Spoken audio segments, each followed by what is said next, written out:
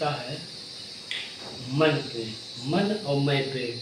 मैं यहाँ पे, मैं का मतलब है बुद्धि या विवेक, तो उससे संबंधित है दोनों में क्या है तालमेल।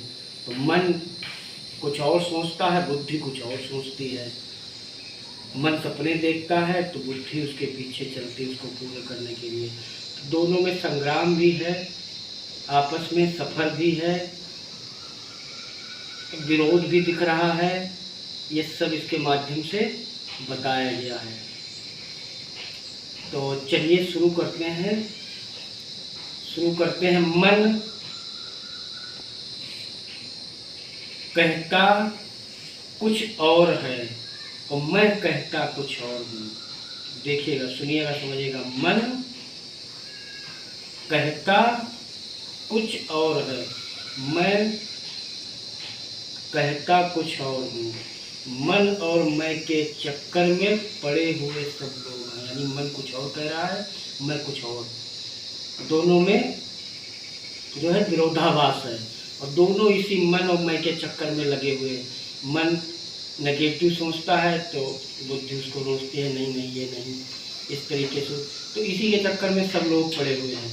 अगली लाइन है, मन अपनी लगाए रहता, मन अपनी लगाए रहता, मैं सोचता कुछ और हूँ।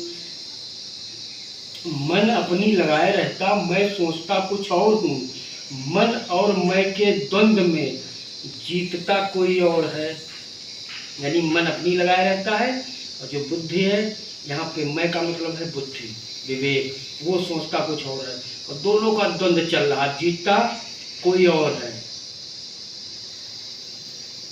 मन मुझसे बातें करता, मन, अगली लाइन है ध्यान, मन मुझसे बातें करता, नित नए सपने खोजता।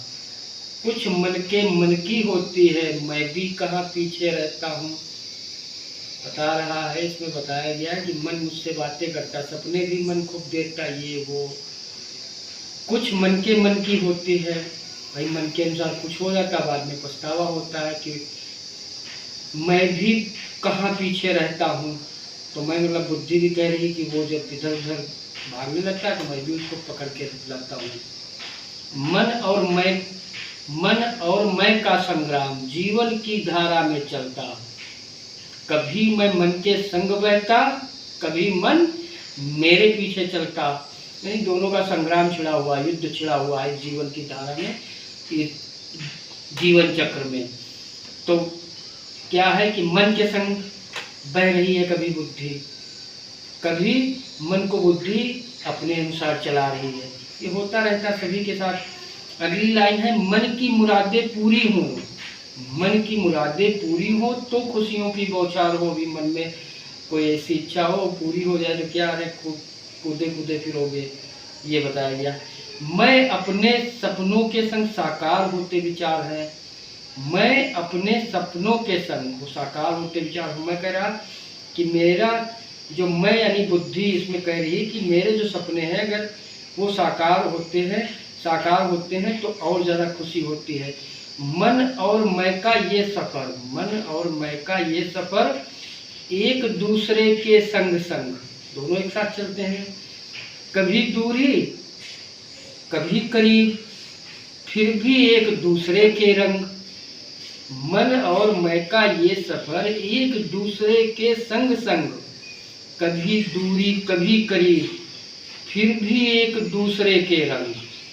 इसमें जो है कि साथ में सफ़र चल रहा है, जीवन के युद्ध में, जीवन के संग्राम में दोनों लगे हुए हैं, साथ में, लेकिन दूरी पास, और दोनों न मिल के जो है लड़ रहे हैं। अगली लाइन है, जीवन के इस खेल में मन और मैं का मेल है। कभी मैं मन को समझाऊं, कभी मन मुझे बहलाए। देखिए कितनी बढ़िया लाइन है। ये जो जीवन का खेल चल रहा है इसमें मन और मैं का मेल है, मेल भी होता है, दोनों एक रूपता में बचते हैं। कभी बुद्धि मन को समझाती है तो कभी मन बुद्धि को बहला ले जाती है, ये भी चलता रहता है। मन की बातें गहरी, मैं की सोच है सच्ची, इस संगम में जीना है, मन और मैं की मस्ती, दोनों के इस संगम से जिंदगी होती रंगी, मन और मैं के रिश्ते में जीवन होता मधुर गीत। अगर दोनों में बढ़िया रिश्ता है तो बिल्कुल क्या पूछना, पूरा सुकून रहेगा, शांति रहेगा। ऐसे मन कहीं और भाग रहा, दिमाग कहीं और सुकून नहीं, शांति नहीं, परेशान है, जबकि सब कुछ है। जब मन मेरा एक हो जाए, जब मन मेरा यहाँ पे मैं, जब मन मैं एक हो जाए, सपनों की दुनिया सज जाए। जब कह रहे दोनों एक हो जाते हैं तो सपने जो होते हैं वो सज जाते हैं, यानी जो सपने हैं वो सपने हो जाते हैं पूरे। तो मन